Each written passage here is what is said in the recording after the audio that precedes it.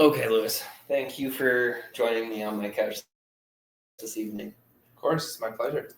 It's a pleasure to have you here. So today we're going to talk about reasons to watch the Flames for the rest of this season. This is the topic you had selected. And before we even get into it, I did want to add this for the audience that when we were kind of planning this for a couple weeks, and when I initially floated this out to you, I think I had more reasons to watch the Flames than they do here today on November 11th, 2025.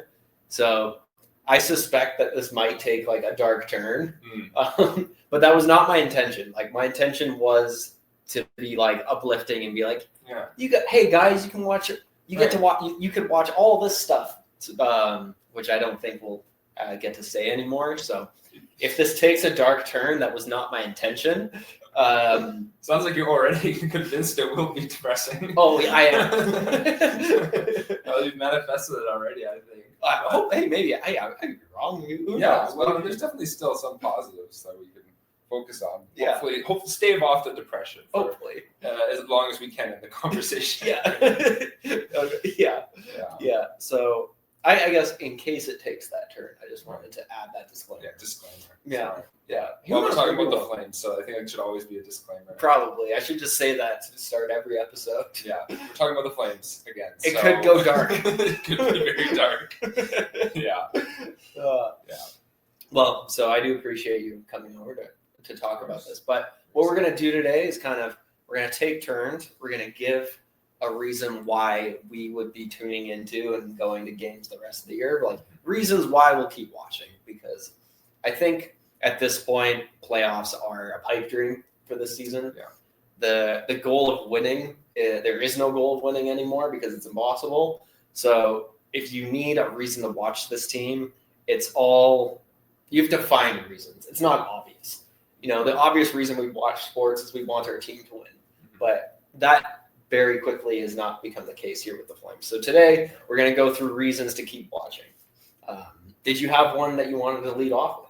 One right off the dome that you wanted to mention? Well, I guess it's not so much like a specific thing as it is kind of like a philosophical kind of start, which is that like to kind of build off what you just said, which is that like, normally as a sports fan, as you get into sports, usually you become a fan of that team because a team is successful at some point. Mm-hmm. And then you just chase that high and trying to replicate that success at some point. And I think that now that we kind of are starting to accept that, okay, this is the start of the rebuild, like finally. Yeah.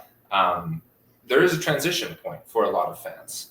And I think that, for the casual fan, it'd be really hard to find reasons, right? Because you're just like, you used to the Flames being in it. And I think part of that was last year, I think a lot of fans had the expectation that was going to be the start of the rebuild. But then they were right there in it. Justin Wolf was amazing, and they were so close to making the playoffs, like literally 1 point. So that, I think, gave the fans so much hope that now it's like, okay, that was obviously a wasted season, and now it's like that rebuild was 1 year too late. And so how do we... Delayed, perhaps? Yeah, it's delayed. And I think it's been delayed for more than just a year, right? Well said, yeah. So I think the concern is that, I guess my point I want to make is that Murray Edwards and the ownership could be perceived as a casual fan in a sense where they this guy. they are just so like obsessed with the team winning and are worried that other people are just not going to want to watch the team if they're not winning, in the same way that a casual fan might not want to watch them if they're not winning. So how do we bridge that gap, and how do we transition into kind of potentially some dark days and maybe dark years towards something that's hopefully a light at the end of the tunnel? Mm-hmm. I don't know. How do you convince a casual fan to tune in to those dark years? Yeah. And how do you convince the casual fan that's at the top of everything to buy into that? Because you're right, like the way Flames ownership acts is very similar to that of a casual fan. Yeah. Always believing, despite all the facts and data saying otherwise. Like holding on, refusing to admit that refusing to admit that something bigger needs to like happen here. Yeah, that's very astute, Lewis. Thank you. We're off to a roaring start. We're off to a hot, burning start. Burning like burning takes with Thomas. But but like that, I think this season, I think the reasons for why you might want to, like, if you're thinking of reasons to convince a casual Flames fan to tune in this year, would be a different list than if you're trying to convince a diehard Flames fan to tune in this year. And I guess like diehard kind of implies that they'll probably be tuning in anyways, and you probably don't have to come up with a list of reasons for them to tune in. So maybe all this is just for reasons for a casual fan to tune in / positive things that ownership could point to in a lost season. Right. Yeah. Exactly. Yeah, and I think it comes down to short-term and long-term thinking ultimately, right? The casual fan just wants, they want their cookies now. They want to see success, and I think we've been kind of spoiled with, or being teased with the cookie, I guess, for a lot of years, where we've always been so close, like finishing 9th place, or the years before that when we had the amazing run with Tkachuk and Gaudreau, of course, winning that first round against the Stars. Winning one of 4 rounds. Yeah, we were a quarter of the way there, but that round win was that Game 7 was unbelievable. It was electric, and that feeling that we had when our team something. The Red Mile chant and "Go Flames, go" for hours after the game. So much so that the downtown Calgary literally had complaints the next day. Mm-hmm. The people that live downtown were complaining about it to the city. But anyway, that's kind of that short-term thinking. I think we need to obviously transition into kind of the long-term thinking of why this is good. And of course, the number one reason is misery for McKenna. Mm-hmm. Yes. Right. It's a question of, do you want to try and chase that so you could maybe get it, or do you want to try and build a team so that you will get it by being playoff series wins? Do you want to chase it so that you maybe could get a playoff series win, or do you want to take your medicine to build a team that will win playoff series? Yeah. I mean, look at the Maple Leafs, right? They've been so close to being. I mean, they've been a contender, and yet they've only ever gotten as far as the second round for however many years. I think you'd be way more excited right now to be maybe a Ducks fan, or Maple Leafs. I'm sorry, a Canadiens fan, than you would to be a Maple Leafs fan right now, where Maple Leafs feel like they're in purgatory, even though they're winning. They're getting the playoffs and winning playoff games. It's because the difference between those two fan bases is the Leafs, through what's actually transpired on the ice these last couple of years, have shown us what the hard ceiling is. But with the Habs and the Ducks, they're so young that there is no ceiling. The potential is anything could happen there.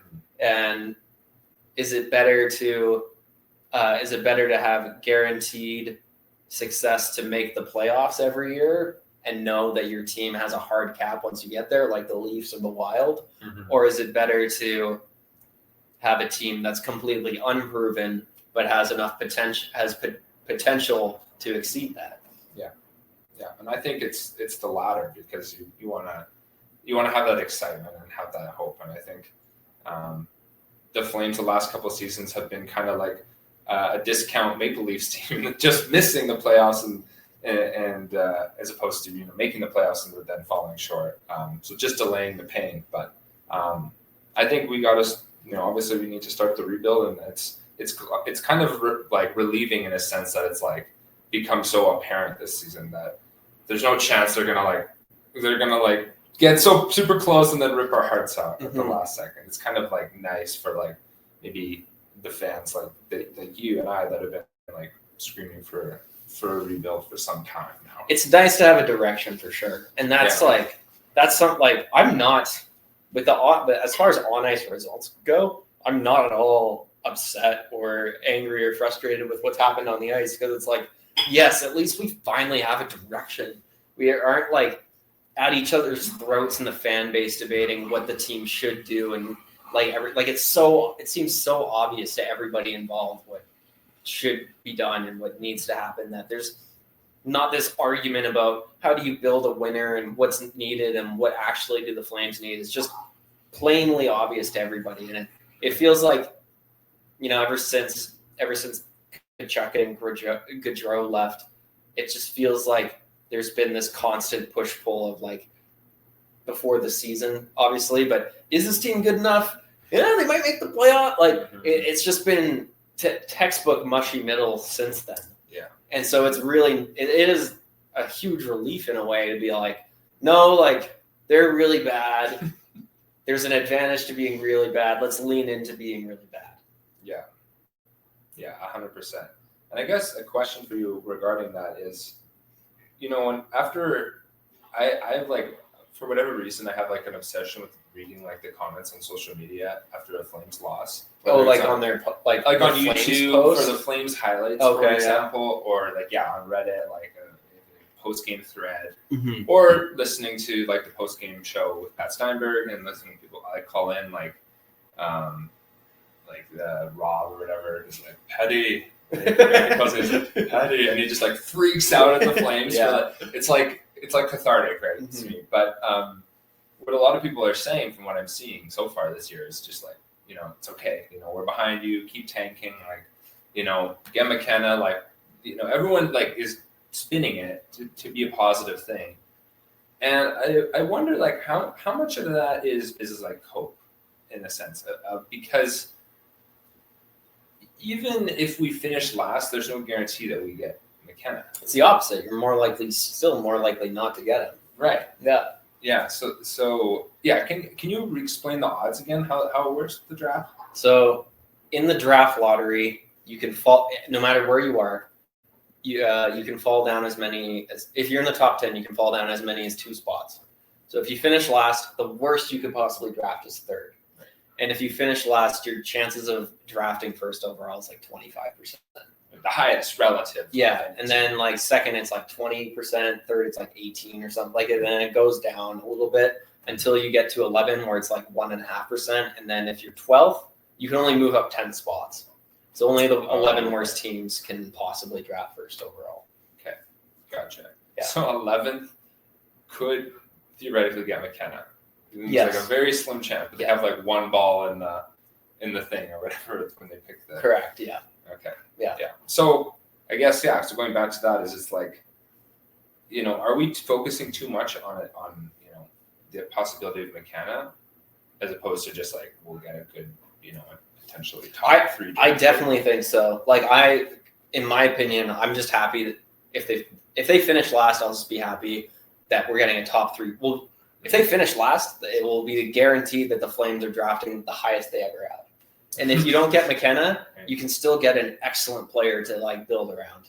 There's been a lot of really good players drafted 2nd, 3rd, and 4th overall.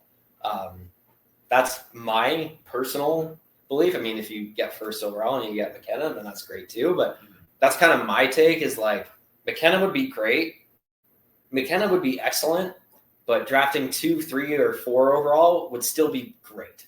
Yeah. But I do think territory. I do think the rest of the fan base maybe is kind of setting themselves up for disappointment a little bit, because if you're happy that they're losing because the Flames will get McKenna, well, mathematically you're just setting yourself up for disappointment there. So I think that's a good point, and so I don't want to paint everyone with a bad brush, but I do think that is true. Not for me personally, because I've like stared at like pick odds and like done so much research on this, but the people who don't follow it, like the numbers specifically. Yeah, they probably just think, if you finish last, you just get first. Yeah, it's like, no, that's not the case. Yeah, exactly. Yeah. So that is a little depressing. For sure, but yeah, still, like you said, like something that the Flames would have never done. It would be top 3, right? Because I think, was it Sam Bennett? Was he 4th? Correct. Overall? Highest ever. Yeah. Sam Bennett, and I mean, he just won playoff MVP. So it seems like everyone that leaves the Flames flourishes. So that's great. Seems to happen with all my sports teams. But anyway, we're going to talk about the Giants.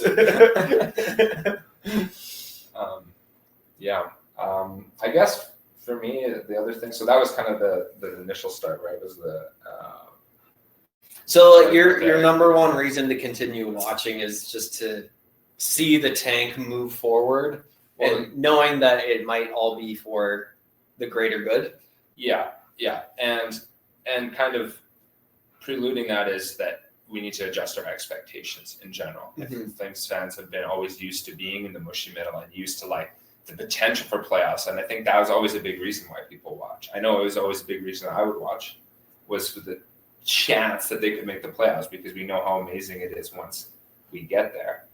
With that out of the realm of possibility completely, now you need to have that transition point to something else. And I think up until 2024, I was in because that would have been last year. Up until 2023, I had the same kind of thought process as you. Like, after they fired Daryl and all the players organized a mutiny and blamed Daryl for everything going wrong, I was like, okay, this is your one chance. Like, I still kind of like believed in this new core that Brad put together with duct tape and chicken wire.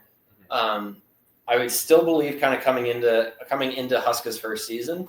And so from like 2017 until 2024, so like 7 or 8 seasons, I was like you, like I defined success by, first off, did we or did we not make the playoffs? And every year I came into the season ready to define the season as a success based off that rubric, and that would determine the level of success that season too. But then once they started really shitty that year, and they traded all the UFAs, they traded Lindholm, Tanev, and Hanifin. That's for me when the rebuild started. And then last year when they finished 9th again, I was like, oh my God, this is Groundhog Day. Like, the Flames could literally ice an ECHL team and they would still find a way to be in 9th, because that's just where they're destined to be for the rest of time. So I feel like I was kind of in that your headspace around that, about defining a season by playoffs up until like 2 years ago. It's just been recently where I'm just like, no, I'm done with this. I want like new, good young players. Yeah, for sure. And the crazy thing is that if we had made the playoffs last year, by that one point, we'd won one more game in the regular season. The season would have been seen as a success. And yeah, we probably would have got swept by Winnipeg. But who knows how the Flames come into this year if that happened. Maybe it's the same result, maybe it's not, but there would be some level of expectations that we can build on that. But the fact that we just missed out, the disappointment of that probably helped accelerate it the other way. It came out this year completely just underachieving, flat, bad defense, can't score. Dustin Wolf just standing on his head, right? Can I be devil's advocate? Because I don't think there's any way for us to possibly definitively know this. So we're both kind of just spitballing here. But I would argue that this core of this team did pat themselves on the back for just being close last year. And that was a huge point of frustration for myself. And the reason that they've come in and sucked this year is because they were all fat and happy last year about almost making the playoffs. And because look at the history of this team, like going back like 10, 15 years, or going back like the last 10 years, it's consistently overachieve, underachieve. Last year, their overachievement of missing the playoffs, like them missing the playoffs by 1 point last year, was an overachievement that they all patted themselves on the back for and congratulated themselves. And now this is the classic Flames underachievement the next season. Interesting. Yeah. No, fair. Totally. You totally make an argument for being perceived that way. And maybe they were overconfident coming in to the season. I'm not really sure what they thought. But in terms of things to actually look forward to this season, obviously there's like a number of players that we can still be excited to watch. Of course, Perek was the number one player going into the season that we were excited to watch, and it's been a bit of a shit show. It's been a bit, pardon my language. You can swear. Oh, okay, cool. Yeah. It's been the rules with like the CHL thing and like the 11 games, and like I don't know if it's too much to say it's been mishandled, but I think we're in agreement when I say that we got to just let the kid play. And now he's injured. And you can't necessarily correlate those things, but it can't be easy to be in the press box every other night, not knowing when you're going to suit up next. We've really seen the full gambit of the Flames handling a young player in the course of about 1 month of the regular season. Like, he's playing, he's scratched, he might go to the OHL, he might do a conditioning stint, he's injured. Like, we've seen everything happen all within 30 days of the season starting. It's like I did not think there'd be this many twists and turns to the Zane Parekh story 1 month into his first professional season. You thought it would just be about his play that we've been talking about. Yeah. That's all this other crap beyond it. Yeah. And I think that is the biggest reason why why this topic has kind of turned sour is a couple of weeks ago I was like, my number one reason probably was you can tune in to watch Zane Parekh and see him develop. What if the team let's say the team finishes last this year, but the one game you tune into, he gets a goal and 2 assists, and the Flames win 4-3 in overtime or something, and he's just an absolute star for one game, and you see his potential for and you just see a fraction of his potential for a flash. Great word. A flash of his potential for that one game. That would be a great reason to tune in, even just the chance of that happening. But now that's gone because he's hurt, and at least for the next couple weeks. Is that what it is? He's week to week. He's week to week. So at least for the next couple of weeks, you don't even have that reason to tune in. Yeah, don't. So that's part of what made this topic more depressing than when I initially floated it out to you. 100%. But on the positive side, he will be back. Luckily, it's not a season-ending injury or doesn't need surgery that we know of. So he will be back, and I look forward to watching him continue to develop because he obviously has the potential. He the way he moves on the blue line, the way he skates, you can see it. You're like, oh, who is that? He pops off the page. No one else on the team moves like him. Yeah, the team is slow otherwise. So he does stick out. That really helps it look even better. Yeah. As the Flames give up a 4-on-2. As we're watching the Blues game as we record this. So I'm hoping that they'll just let him play and he will continue to get confident because he's even said himself that he starts slow to the season, every season. He said that. I don't know why that's a thing for him, but I'm sure it happens to a lot of players. It just starts slow. I'm hoping besides him obviously just having to adjust to the toughest league in the world, I'm hoping that it's also just a slow start. And once there's some stability and the team knows what it is, he can get the green light. He can start, being less worried about making mistakes and just start to play his game more. I'm hoping that they'll see that. I think that there will be that shift when the Flames truly realize they're out of it. It'll become more all right, well, let's let this kid just develop. Because what else are you gonna do? The 10 scoring chances you create are worth the one mistake you'll make. Yeah, there's got to be a balance to it. Obviously, hopefully it's not that bad. But when your team sucks, there doesn't have to be a balance. It doesn't have to be as stressful, right? Yeah. And I'm hoping that will come down to the coaching, right? I know that I've always been a big Huska fan, and I still am a big Huska fan. But I do get the impression that he is tough on the young guys, kind of like Sutter is. Like every NHL coach. Yeah, it's he's a bit of a prove it mentality, and I think he doesn't have that from Huska yet. And I think he doesn't have the green light to play his game. And it's a tough balance, right? Because he's got to learn the game, learn the NHL game, but he's also got to do what he does that makes him successful. Did you ever watch the movie Draft Day? Yes, Kevin Costner. Amazing movie. The greatest sports movie. Greatest drafting sports movie. Do you remember when him and Dennis Leary are talking about the running back that Dennis Leary wants to get? And Kevin Costner's yeah, he looks like Tarzan, plays like Jane. And then Dennis Leary's I've got 52 Tarzans in there. I could use a Jane. It's that's kind of I feel someone needs to tell that to Ryan Huska is you've got enough checking grinder players. You could use a fucking stallion. Yeah. Exactly. Don't break this stallion into a plow horse. Like, let him run free. Yeah, and as long as like his teammates know that and everyone's on the same page, Zane can take a risk. A guy will be back. You have people play like Backlund and be responsible. That's also just the modern NHL too. Yeah, it's literally. It's not 2000. It's not 2003 anymore. Yeah, exactly.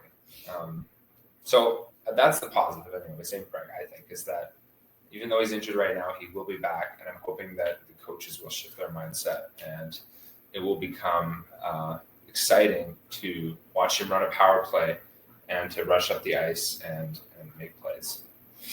Yeah, so we have that to look forward to when he gets healthy again. Yeah. Do you have another one, or do you want me to go? Oh, I've got lots. Okay. You go ahead. So at the current moment in time, my number one reason for tuning in is I want to see Dustin Wolf play well. It's a fine line to balance because I want it to be so painfully obvious to management and ownership that they need to sell. I don't think the message is quite sunk in yet. Amazingly, I don't know how that's possible, but it might not have. So I want, like right now, especially with Zano, I want the Flames to lose every game 1-0 and Wolf stand on his head. Well, luckily the Flames can't score, so far you're getting your wish. And the game we went to was like the perfect example of that when Montreal was in town. They lost 2-1 in overtime, and Wolf was fantastic. And I was like, this is perfect. Like, this is probably my favorite. This is my ideal tank game. Yeah, you can accept the 1 point in that situation. Exactly. Yeah. Because Wolf played excellent. And he's proving that last year wasn't just a one-hit wonder. This actually can be your franchise goalie. Because to me, to prove like you are one of the 10 best goalies in the world, you have to do it. You have to do it more than once. Because goaltending's weird. There's been a ton of one-hit wonders that have come across this league. Pretty rare for a guy to do it twice and flame out after that. If you do it twice, flame out. Nice. I wasn't even trying. If you do it twice, you're it's a pretty good chance you've got a really solid NHL goalie there. It's not a fluke, And even though the numbers so far haven't been as good for Wolf, I feel like the games where he has played really well, even though the whole picture of this season is less pretty than what was last year, but just based off of his numbers. I feel like early on this season, I've seen enough good performances from Wolf where it's this year is almost more encouraging for me because he's proving that last year wasn't just a one-hit wonder with the strong performances he's had this year. So that's my number one reason. And to add on top of all that, this is probably another whole podcast altogether, but especially with Zane now, I don't know if there's a single other player currently suited up tonight who I can see being a huge contributor on this team when they're good again, other than Wolf. So that's my number one reason why I want to see him do well, and I'm tuning into Flames games this season. Yeah, no, that's completely fair, and that's actually something I was going to mention as well is that Canadiens game, because I think the most exciting thing from that game was just Dustin Wolf. Was watching him. He's laterally, right? He's a fun goalie to watch. Yeah. He's so fast. Yeah. And it's crazy to say that when everybody out there is so fast. It's like David. It's somehow some one guy is just at another level of speed. And that's Dustin Wolf in the goaltending position. Going side to side. Going side to side, just getting in position so quickly. And I think the underrated thing about his game that people don't realize is how good he is at reading the play coming at him. How fast he is at understanding. It's how I imagine it, and it's probably totally wrong, but what it seems like is he's in slow motion processing that there's 3 guys coming at him and that this guy doesn't have a defender on him. He's calculating all these variables and seeing the trailer, and then he's calculated every possibility of where the puck could go and he just instantly moves into that position because he's already thought about it. That's what it seems like. It seems like he's anticipation is off the charts. His lateral speed probably showcases his speed the best, but it's like you're right. Like his most underrated quality is like his speed to be able to like position himself to make like difficult saves look routine. Exactly, and I think like when you're just watching, like if you don't know that he works on that, and he's so good at it, you might think like he's just lucky that he's like in position. But it's like no, he's a small goalie, so if he's not in the perfect position, he's going to get scored on a lot more. But he is in the perfect position. That's all the time. That can't be luck. He just knows how to read the play and be in that spot that reduces that gives the greatest chance that the puck's going to hit him in any given situation. And that's amazing to me. That's so amazing. And yeah, like you said, lateral movement is gross. Mm-hmm. This is so gross. So awesome. So yeah, Dustin Wolf for sure, 100% agree. Cannot wait to watch him. Hopefully. I mean, there's been a little drama to go with the devil's advocate. He did call out the team and say, he can't score. I love that because it's 100% true, and this team sucks at scoring. Yeah, but you're right. I just hope that it doesn't, that it doesn't create some sort of riff or doesn't like go to his head. That's like, okay, like you're the goalie, like calm down. Yeah, kind of thing. I know what you mean. I know what you mean. Like you don't want like your goalie calling out the skaters in front of him because they're two completely independent things. You don't want the next time the other team runs you over to have nobody stand up for you. Mm-hmm. It'd be really lonely in the net. Yeah, and hopefully that's not the case. But if it were, I would be willing to sacrifice this entire team. You're just like raise them all. I would rebuild around Wolf. Get rid of everybody except Wolf. Yeah. If that was the case. Yeah. Could you imagine though, like the only reason that they were like in the playoff picture as late as they were last year, they get mad at him because he called them out because they've been sucking. I'm not saying that's what happened. Yeah. But like, can you imagine? Oh my God. No, it was this year in this case. He said. I know he said that this year, but he was the biggest reason. He had said that last year, yeah. Yeah. No, for sure. He's the only reason they were even close last year. 100%. Do you want to give your next reason? Yeah, I mean, I also say Sam Honzek. I'm excited to watch him develop. There's a few players like that, right? Like Gridden, Honzek. I'm excited to see them. I mean, for Coronado, right? Like, I want him to take another step. He's their only like real like goal scorer, like at least young goal scorer. Yeah, that we have. Because you have Kadri, but he's old. Huberdeau is old. Frost isn't old. Frost, Farabee, and Sharon Govich, I say they're not old, but they're not young.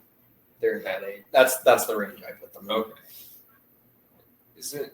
I don't know how old Sharon Govich is, but isn't Frost and Farabee, weren't they young when we traded for them last year? Like, weren't they? Farabee was drafted in 2018, I believe, so that would make him 25 now. Okay, yeah. And Frost is 1 year older than. Oh, he is? Okay. Yeah. Okay, yeah. Fair enough, yeah. Yeah, I think so 25, that's still young, I would say. But yeah, it's right on the border, I guess, being in between. But yeah, so those guys are exciting you hope that they continue to develop and gain confidence, right?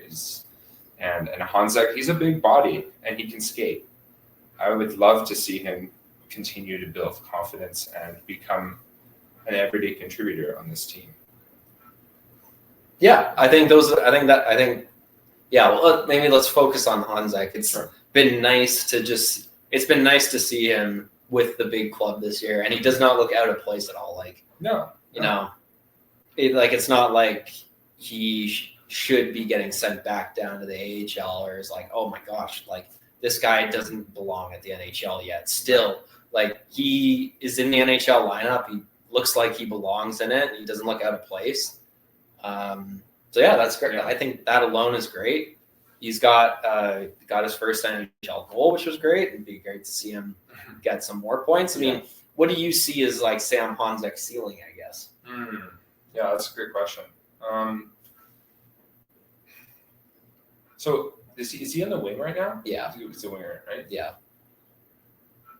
I would say it's tough because he's got the size and he's got the speed and he's got skill. So it's really like, if you're being crazy, you could say he could become like a second line or maybe even a top winger. Like, I think like his ceiling, if he absolutely hits it, is like Mangiapane's 22 season. Mangiapane, okay, that is more realistic. I think that was his career year. Yeah, exactly. Yeah.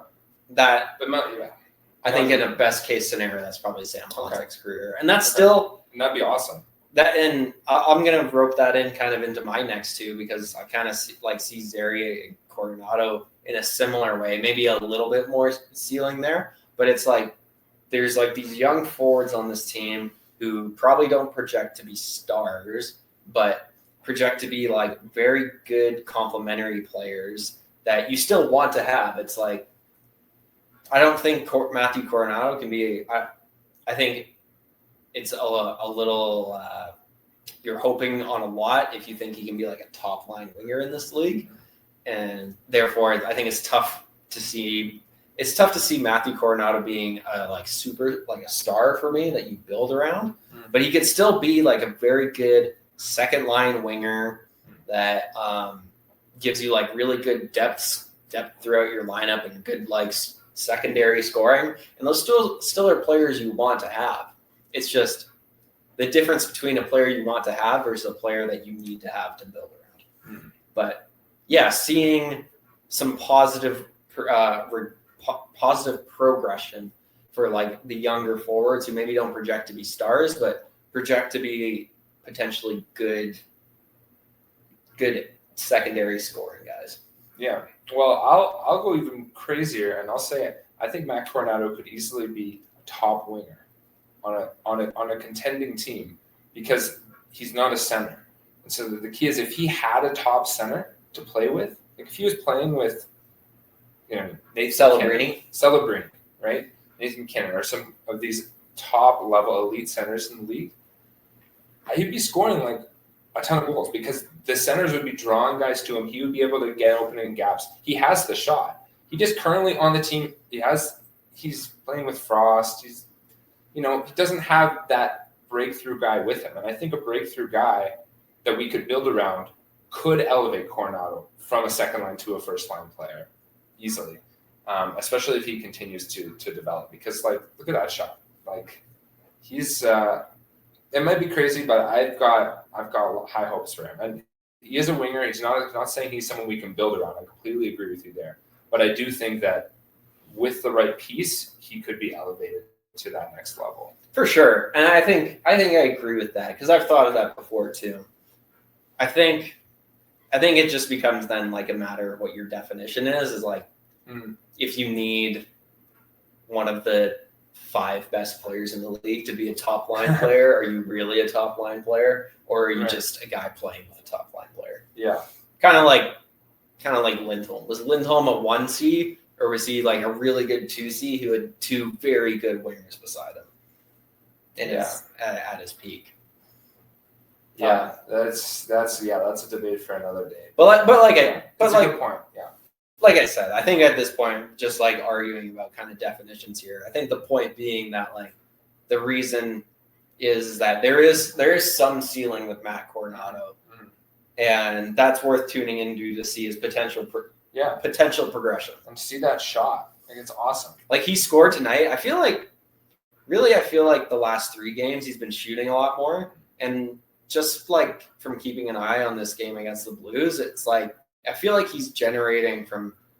He's not just like willy-nilly throwing the puck at the net. Like he's actually generating some pretty decent chances from some dangerous areas now. So I think his game is kind of this season is kind of starting to turn in the right direction. I hope so. I mean, obviously, like I think we were all a little shocked when he had that healthy scratch. It seemed kind of come out of nowhere. I mean, he had been struggling, so it had come completely out of nowhere, but it did seem drastic at the time. But he seems to have responded really well to it, and I think that speaks to his maturity as a player. I think he kind of understands. Yeah, it wasn't all poopy pants about it. No, he could have been just like down in the dumps about it, and woe was me. But he picked himself up, and he's been like shot out of a cannon. And in that goal he scored tonight, you could not see another Flames player in the frame. Like it's just him by himself breaking down the wing, and it's just one-on-one with that shot. You hope that those go in. more for him because I think that'll only help to boost his confidence. But yeah, so that's Coronado, so that's exciting. And you also mentioned Zary. Mm-hmm. Zary has been more interesting, I think, in some sense. I haven't seen a lot out of him this season. No. Yet. I don't know what's going on with him, but he's been pretty invisible. So that's a little concerning. I was watching some highlights from last year, and it felt like once a game, if not at least once every other game, he would at least like kind of like showcase some like pretty nice mitts and make a pretty nice move to generate like a really good look. Maybe not every game, but at least every other game, I would say. Like it was something like, whoa, like I don't think anyone else on the team can do that. And that's some pretty nice skill there. Mm-hmm. This year, I feel like I've seen it like twice. Okay, yeah. The whole year. Yeah, so I'm not just crazy. No, but I also don't want to just like the whole team's been bad. That's the thing. Right? It's like everyone's getting dragged down. Mm-hmm. Come on, it's open net. He's in the net. He gets backwards in the net, and you don't score there. We should do this more often while they're playing. Yeah, it adds another level. Yeah, exactly. And people listening already know what happened. They're like those fools getting their hopes up. They're not going to score there. It's like that. It's like I feel like it's a Doctor Who episode.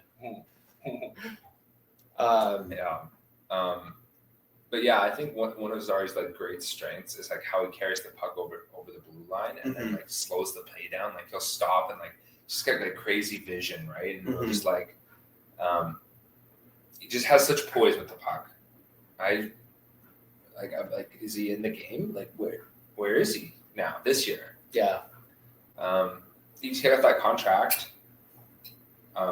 Is he just like kind of chilling now because he got that contract? Like, is he pooping pants because he didn't get the contract he wanted? Right, because it's like a bridge deal kind of, right? Like a show me deal. Yeah. So maybe, but that's not going to help you on a show me deal. I don't know. No, it's not. So it would be nice to see. Like I tune in every night, and a small part of me hopes that like Zary just has like this incredible game that kind of reinstills some faith in him again. Because we haven't really seen it this year. Yeah, and I think that's been depressing, and I think that for the casual fans trying to transition into and readjust their expectations to this season, you hope for their sake and ours that Zary gets going and you get to see like what he can do, even when the team is struggling. He can create opportunities in plays. We'll probably won't score on the play because we can't score this year, but he could create some really nice opportunities. Yeah, it'd be good to see. Yeah. Do you have I kind of had it onto yours there. So do you have another one you want to share? Gridden. I want to see Gridden up. Gridden up. Once he does get called back up, that would be a reason to tune in. Yes. Yes. I don't think he's going to get called up mid-game here, unfortunately. No. They could really use a goal, though. Yeah. And he's been lighting it up down on the Wranglers, right? Like, he's been doing great. And I do think he will get called up. Like I still expect there's going to be some trades here, and once there are some trades made and maybe some roster spots open, they'll get called up again. Mm-hmm. So I do think at some point this year, tuning in to see Matt Gridden will be a reason to watch the Flames. It just unfortunately isn't right now. Yeah. Because he's putting up crazy numbers in the AHL, which is very promising. Mm-hmm. He's over a point per game in the AHL, which is great. Yeah, I mean, I like our prospect pool a lot. I think that even if management doesn't admit it, like we've kind of been like Conroy has been setting us up good for the rebuild that he knew was coming. So like it's not like you look at the prospect pools around some teams like the Leafs, for example, it's like just like nobody. Like it's pretty dry. But like the Flames, there's a lot of like possibility. Brustevich as well as another guy. Brustevich? Yeah. Is that how you say it? Yeah, Brustevich. Brustevich. Yeah. But a good way of kind of contextualizing that is Conroy's made like 5 first-round selections in his tenure. I think like over Brad's whole tenure as GM, he made like 6.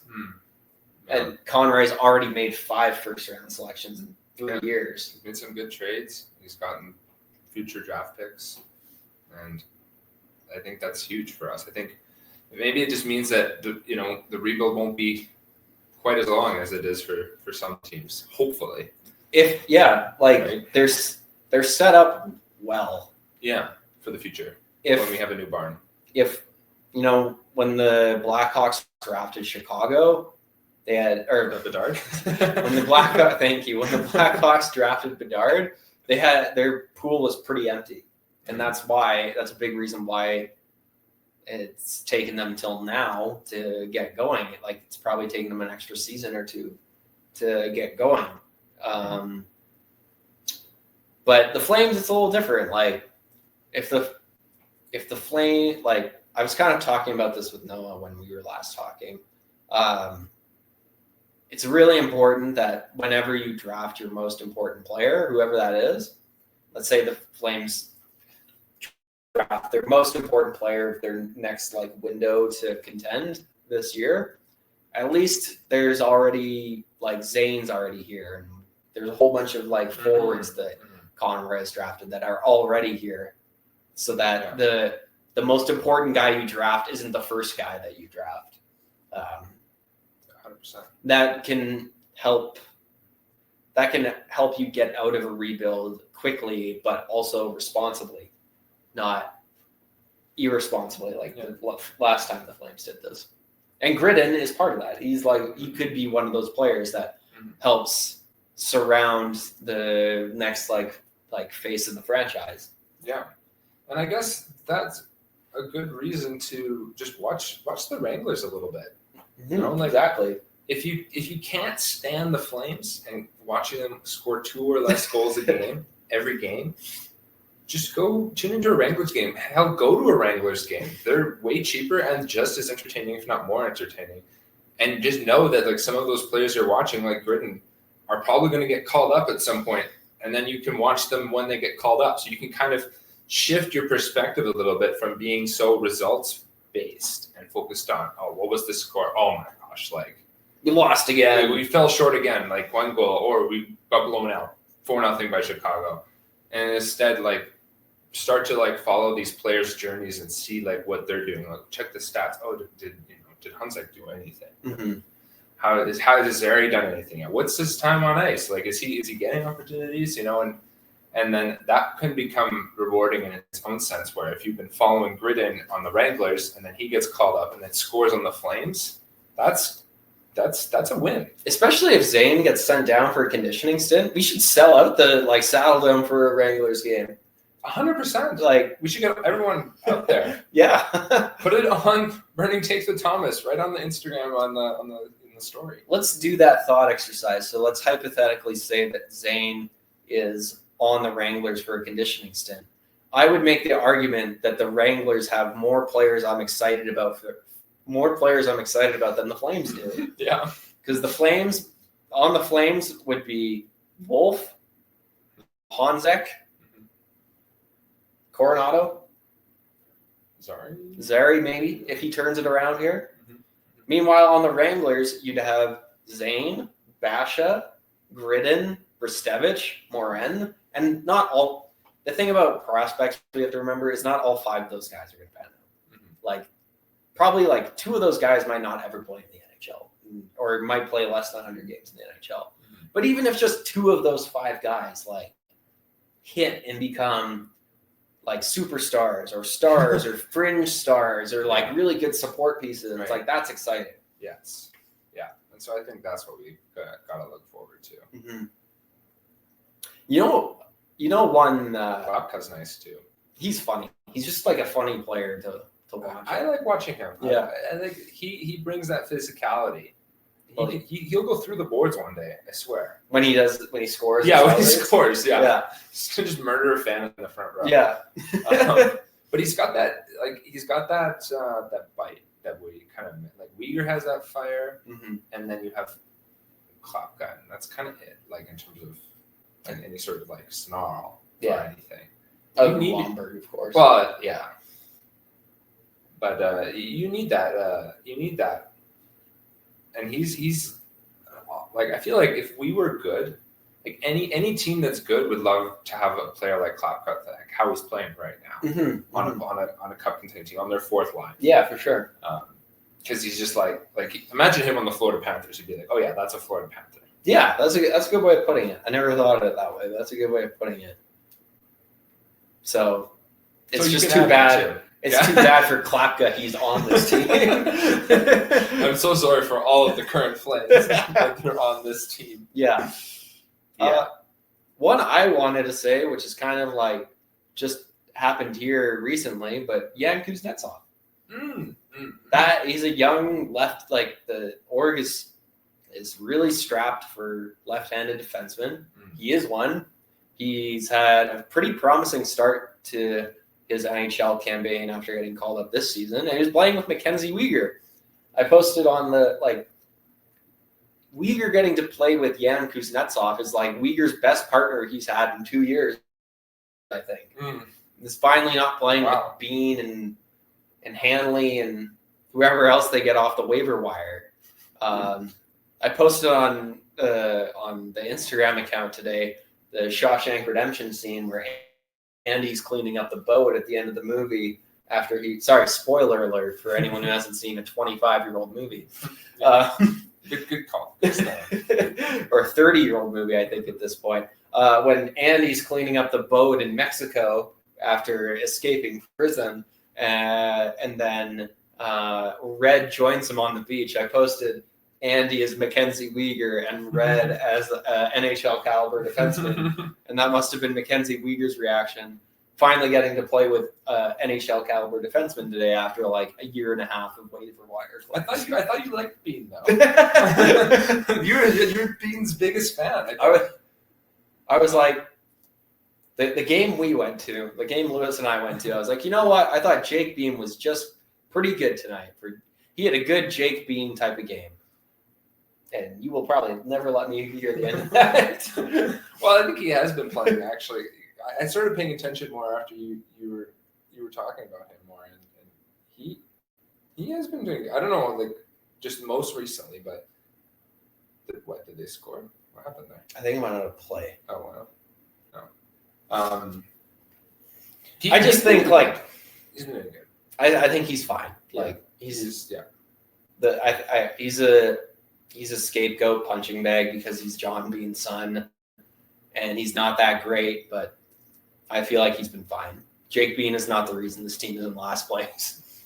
Do I love having him on this team? No. Do I hate having him on this team? Also no. So, but yeah, you like what you've seen out of Kuznetsov so far? Yeah, it's been promising, I think. And especially at a huge position of need. Yeah, fair. Yeah, I think it's always tougher for a defenseman. Like you, at least to the naked eye, you see more of the mistakes a lot easier. And he has like had some whiffs on the puck where I'm like, oh gosh, like please. That's just being a defenseman, though. Yeah, and not lack of experience as well, right? It's like being an offensive lineman. It's like the less you hear of him, the better.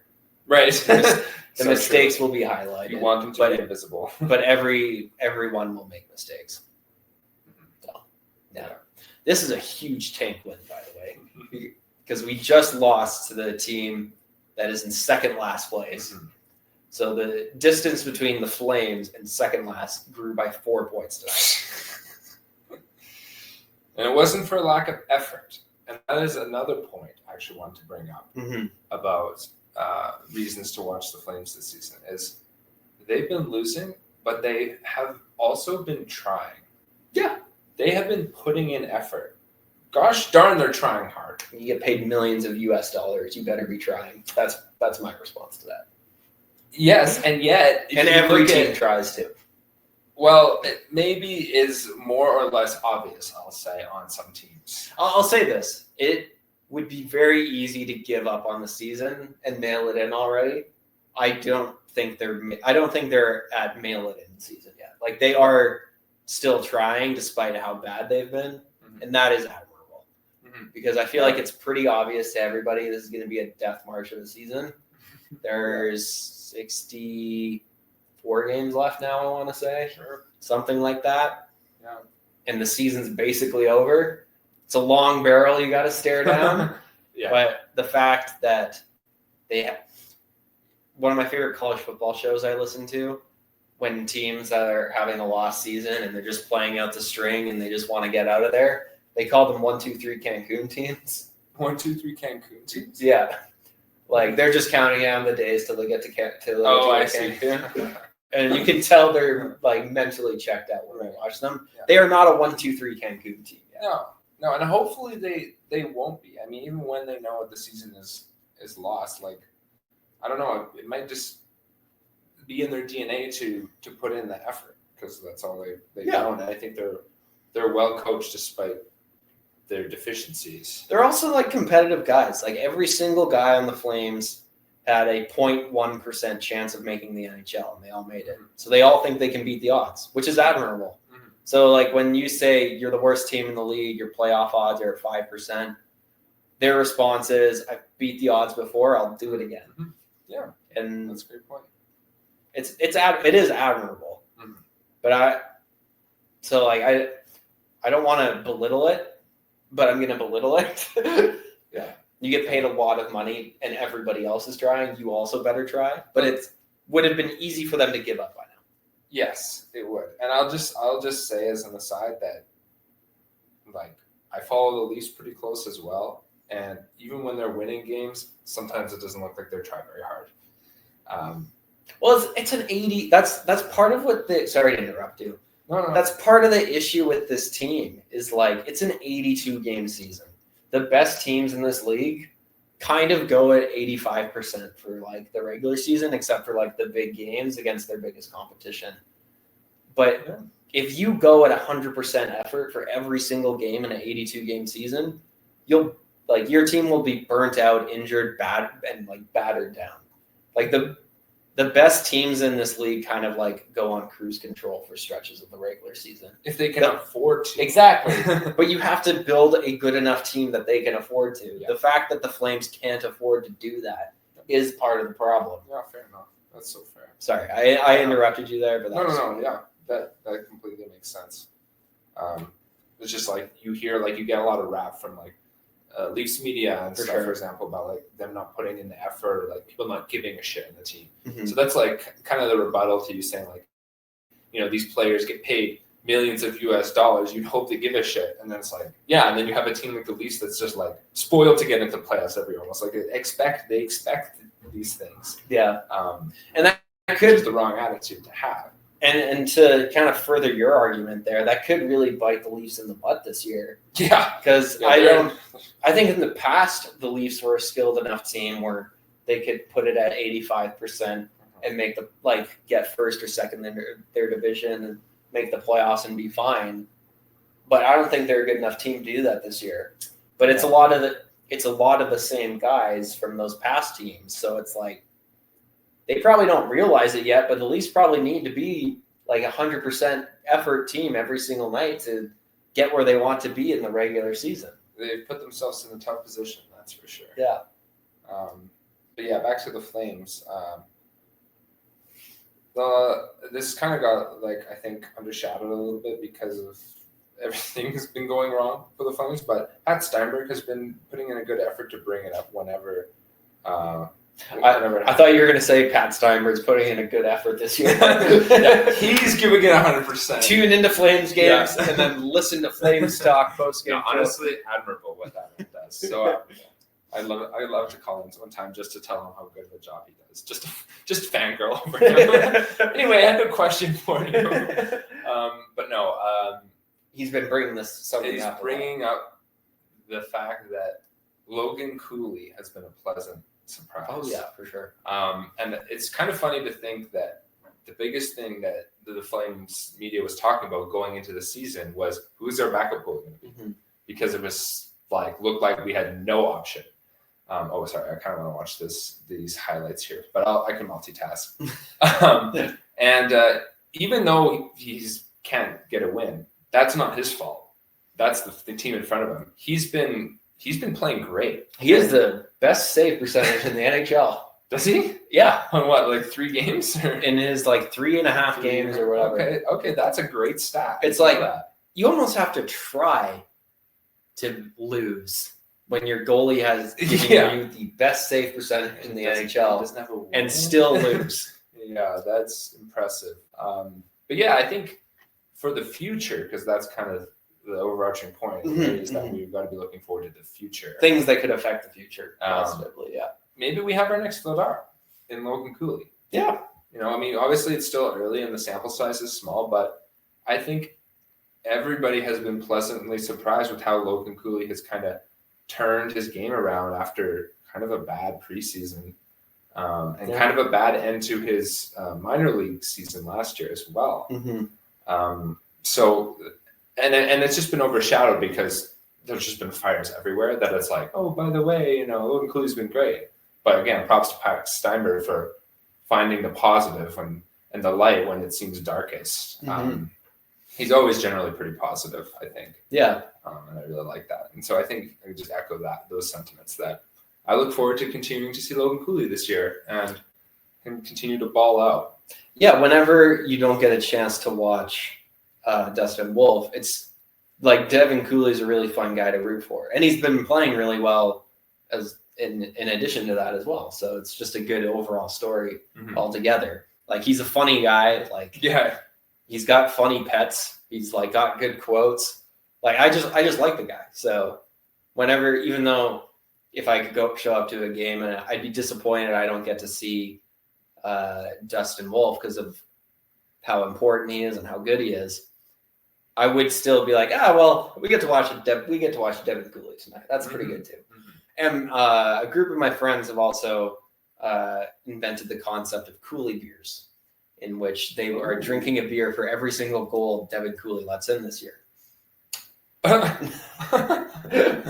So not too many then. No. They've it's been pretty doable thus far. So I think I've been calling him Logan Cooley. I just realized as well. Well, tonight. But it's Devin Cooley, right? Yeah. I think you called him Devin. Did I? Okay. I think so. I might have to check the tape on that. Yeah, I might have to check the tape. Because there's also Logan Cooley on the Mammoth. Yeah. The Mammoth, right? Yeah, so he's quite good at hockey too. Yeah, he's different position. But for some reason I mixed those two up. But yeah, no, 100%. I think Cooley beers, that sounds good. Yeah. So every start he has, if he lets in 2 goals, the next social outing you go to, you have to drink 2 beers. What if he comes in relief and gives up a goal? I think that still counts. Okay, so it's not restricted to a start. But like if they lose in a shootout, that doesn't count. Yeah, fair. Empty netter obviously doesn't count. So like his most recent performance, all you have to do is drink 1 beer. You just have to have your 1 Devin Cooley beer the next time you're in a social setting. Nice. Yeah. That's awesome. Can't wait. So that's another reason to tune in. Yeah. Keep track of your Devin Cooley beer tally. Yeah. That's it for me. I'm fresh. Like, is that all on Devin Cooley, or is that all on reasons to watch? Because I think I've exhausted all my reasons as well. Yeah, me as well. Okay. Yeah, that was all I had written down for when I watched them. I think, like for myself to summarize, it's like just adjusting your expectations that it's going to be a long season and it's worth it to kind of follow some of these prospects that are hopefully going to get another opportunity soon, like Matvei Gridin. We could sell out a Wranglers game. Sell out the Wranglers game Zane plays in. Yeah, exactly. Yeah. Where he just lights it up. Because he's just in this weird in between where he's too good for a minor league, but not quite, maybe at NHL caliber level yet in some regards. So, it's exciting to see where it goes with him for sure. I think this stayed much more positive than I thought it would. Because I was worried we would run out of things or we wouldn't have enough talk to talk about, and it'd be like, there is no reason to watch. That's the problem. Blah blah blah. But we didn't get there, which is great. And I think kind of addressing the rebuilding elephant in the room to start off things was great, and I think we gave people some good reasons to tune in. So I would say mission accomplished tonight, Mr. Johnson. Sweet. Yeah. Thanks, Thomas.